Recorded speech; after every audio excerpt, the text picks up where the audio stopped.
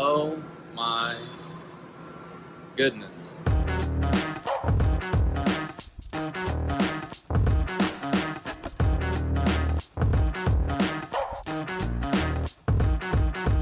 What's up, Poker Beasts? Kato here, and today we're playing some cards. Let's play some poker. Welcome back to the channel. Today is a dirty episode, and I mean filthy dirty. I get so lucky, it is ridiculous. So make sure you stick around to the end because the excitement never stops. So we're going to get right into it. I'm in middle position. There's an under the gun straddle, and I look down at pocket queens. I decided to just limp in here, and the player in the hijack bets $26. He's got a short stack. He's got about $68 total, and then the big blind tags along. He's got about $137, bringing the pot to $68. And I'm going to raise it up here. I just decide to go all in for my $215. It's only about $137 effective, and the original raiser in the hijack elects to go all in for his remaining $40. The player in the big blind also decides to go all in. He's got $111 behind, and so we're going three ways all in to a full board run out. The dealer flops the 2 of diamonds, 8 of spades, and 5 of clubs. The turn is the 2 of spades. This is looking great. No high cards on the board, and the river is the beautiful 7 of clubs. My queens may be good, and they are good. Both the players muck when they see my hand, and we are already chipping up. We've got about $437 in our stack after about the 5th hand. Little did I know this was the start of an insane run. The next hand is my first hand at a table change. I didn't get a chance to film the beginning, but it is an absolute doozy. I have pocket 10s in the hijack, and I bet to $15, and the button, who's a young aggressive player, raises me to $45 pre-flop. I make the call, and we go to the flop, which I flop a middle set on a very dangerous and coordinated board. I check to him. He bets $50. I raise to $150, and he goes all in for about the exact same stack size as me, about $430, and I just can't find the fold. I make the call, and he reveals he has king, queen for the flop straight. If I lose this hand, I'm going home. The turn is the 4 of clubs. It does not improve us. We're praying to pair the board, and it comes the 9 of clubs on the river, giving me the boat. I have now doubled up again. My chip stack is now a cool $867. I take the player's chips, and I take the player's seat, and I scoop a few more pots before looking down at pocket aces under the gun. It's a straddled pot, so I decide to open for $20. The hijack makes the call, as well as the small blind, the big blind, and the button. We are going 5 ways to the flop, $104 in the pot, and I'm sitting pretty with pocket aces and a stack of $867. The dealer puts out a pretty nice flop of 5 of diamonds, king of diamonds, 3 of hearts. I'm hoping no one hit a set of 3s or 5s, but absolutely I want someone to hit the king, and that's when the small blind decides to donk out for $50, bringing the pot to $154. Now, I have the option. I could raise here, but with so many players behind, and I don't know if I'm going to get check raised, I just want to call and then evaluate what the other players do. I elect to make the call, bringing the pot to $204, and the players left in the hand all elect to fold. Did I mention that I'm running hot this session? I think I did, because the turn is the ace of clubs. With top set, position, and heads up, I can't ask for a better situation. Well, maybe I can, because the player that I'm against only has $51 left, and he decides to jam it on the turn. I, of course, call instantly, and the river is the king of clubs, giving us an extremely powerful boat. The opponent shows king, queen, and mucks. I scoop this pot, and only about 30 minutes in, or 20 hands into the session, we are sitting with $1,048 in our stack. The very next hand, in the big blind, I get dealt ace of clubs, king of spades. The middle position limps, and the low jack bets $16. The cutoff, the button, and the small blind all make the call, bringing the pot to $71. And with ace king offsuit in a terrible position, I can just steal this money in the pot and be happy. I raise to $150 total.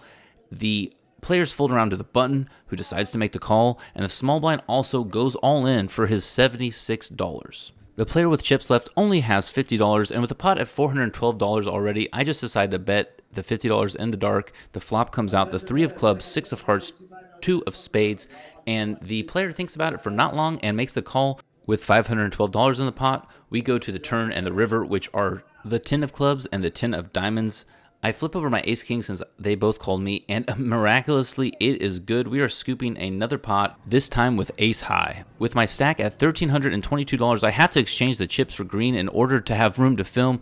I've never had a stack of green chips like this. It's absolutely beautiful, and we're only about an hour into the session. I switch over to the 3 seat across the table, and I look down at ace of hearts, 9 of clubs in the cutoff. The under the gun player limps, and I bet to $15. The button makes the call. The big blind makes the call, and the under the gun player makes the call, bringing the pot to $67. We're going to the flop 4 ways, and although my bet may have been a little bit out of my range, I'm on a massive heater. I know it, the table knows it, and we're going to continue to try to run hotter than the San Diego sun. The flop comes out 9 of hearts, 8 of clubs, 7 of spades. This gives us top pair, although it's a very coordinated board, very dangerous. 9-8 could be out there, 7-8 could be out there, 6-5, Jack-10. It checks to me, and I decide to bet a 1/3 size pot bet, $30, force away anyone that doesn't want a tango, but also not inflate it because I get check raise. The button and the big blind fold away, and the under-the-gun player, who I am not familiar with, I've never played with him before, decides to make the call. We're going to the turn, and will you look at that? The ace of spades, my run good has not ended yet. I have now top 2 on the board, and my opponent decides to take a weird line and bet into me for $80. He's got quite a few chips behind him, and although I could raise and try to get value out of him, there are still some pretty decent hands out there that could just have me absolutely dominated. If he doesn't already have me dominated with a straight or a set, he may feel like he got lucky hitting the ace, little does he know, or maybe he picked up a backdoor spade draw. Not knowing what he has, not knowing what to do, I just decide to play it safe and make the call. We are headed to the river with $287 in the pot. It's grown nicely, and the dealer puts out the 8 of spades. Now, this brings in the backdoor spade draw, and it pairs the board. It's a dangerous card, and my opponent decides to check. Looking back on this, I probably definitely could have bet for thin value, but it doesn't matter anyways because I decided to check, play it safe, not face a check raise, and my opponent tells me I'm good. He tells me that he missed his draw. Now, I know that you don't want me to show my hands, and I totally agree with this. I've fixed the problem, except for that this was filmed before I really addressed it, and you addressed it as a community. Thank you so much for your support and helping me grow as a player. I really appreciate it. I scoop another small pot that's not really worth going over, and then in the cutoff, I look down at pocket 5s with 1477 in my stack. This hand, I get myself into a little bit of trouble. Luckily, the poker gods are on my side, and they're there to bail me out. There's one limper ahead of me, and I decide to bet $20. The button makes the call, and the limper folds. $47 in the pot, heads up, and we're going to a flop. The dealer puts out ace of diamonds, 8 of diamonds, 2 of spades. With the ace on the board, I think it's safe to continuation bet here, especially since I know this player is rather tight. He's a very good player, but he plays cautiously at times and probably wouldn't come along if he didn't have an ace with the ace on the board. He decides to make the call, and we're going to the turn with $107 in the pot. The turn is the 2 of clubs, doesn't improve us at all, and I probably should have just given up on this, but I have a hard time doing that sometimes, and so I bet $70 into the pot, bringing it to $177. He doesn't think that long, and he just goes ahead and makes the call. And so I can be pretty sure at this point that he probably has an ace, decent kicker, and especially with the paired board, he's just never going to fold. Right as I'm finally about ready to give up, the poker gods give it to me again. The 5 of diamonds on the river. I can't believe it. A full house came out of nowhere, and the icing on the cake is it brought in the front door diamonds. Hopefully my opponent has a very strong flush or a very strong ace. I'm going to put him to the test. There's $247 in the pot. I want to polarize myself. I want to get the money in, and I want his chips. So I bet $300 or an over pot size bet. Unfortunately, he either has an ace with a solid kicker, or he can just sniff out my bet. He is a very strong player. I respect him a lot. He plays very well, and so I'm not sure exactly why he decided to fold, but he does decide to toss away his hand. Little do I know that I'm about to get extremely lucky again this session and win all of his chips. The next hand that we look at is ace of diamonds, king of hearts, and we're sitting in the hijack. The under the gun and low jack players both call, and I decide to bet $20, bringing the pot to $30. The cutoff, under the gun, and low jack all make the call, bringing the pot to $90. We're headed to the flop 4 ways. It's a situation kind of similar to the pocket 10s hand that I played earlier this session. The flop comes out jack of hearts, king of diamonds, ace of spades. I have top 2 on the board, but it is a very scary board. There are a lot of players in this pot, and queen 10 could be lurking. As a matter of fact, it is lurking in the cutoff. The cutoff has flopped the straight. I bet out $60.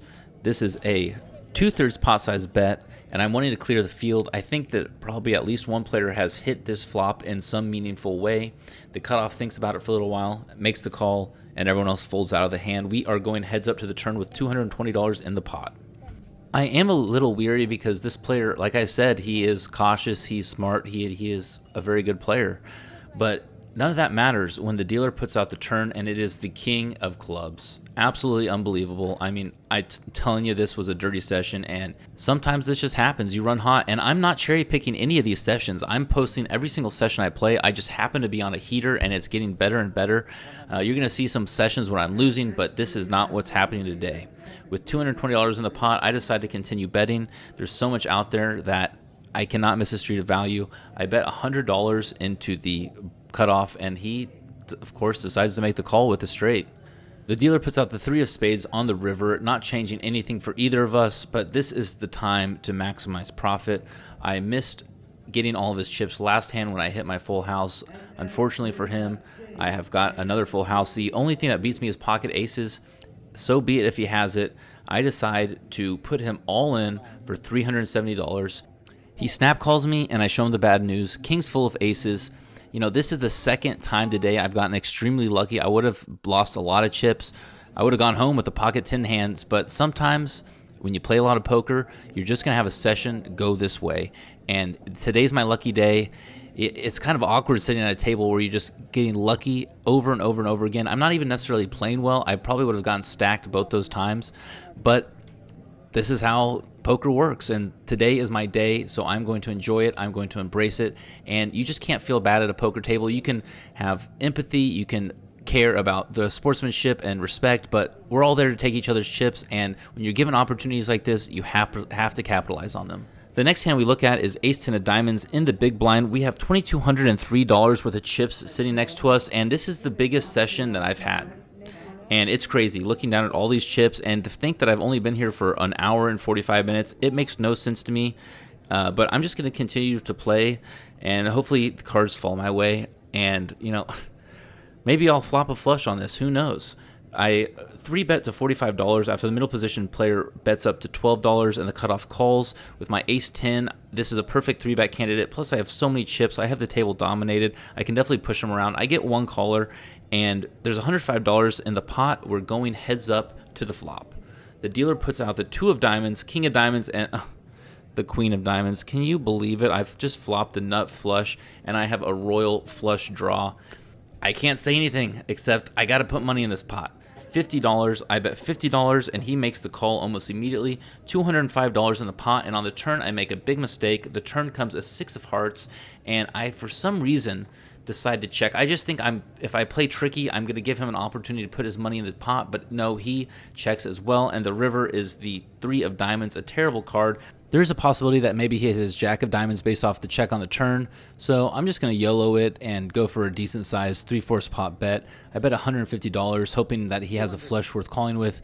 He doesn't. He folds away pretty much immediately, and I scoop in another beautiful pot. I'm sitting with about $24.50 in front of me. It is just unreal to look at, and that's the end of the run good. I end up losing about $250 when I flop the nuts flush draw, and it doesn't get there.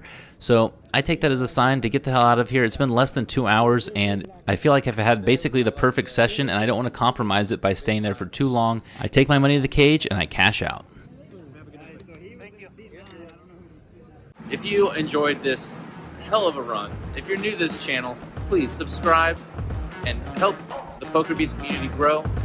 Thank you so much for watching once again. Without further ado, see you next time. Kato out.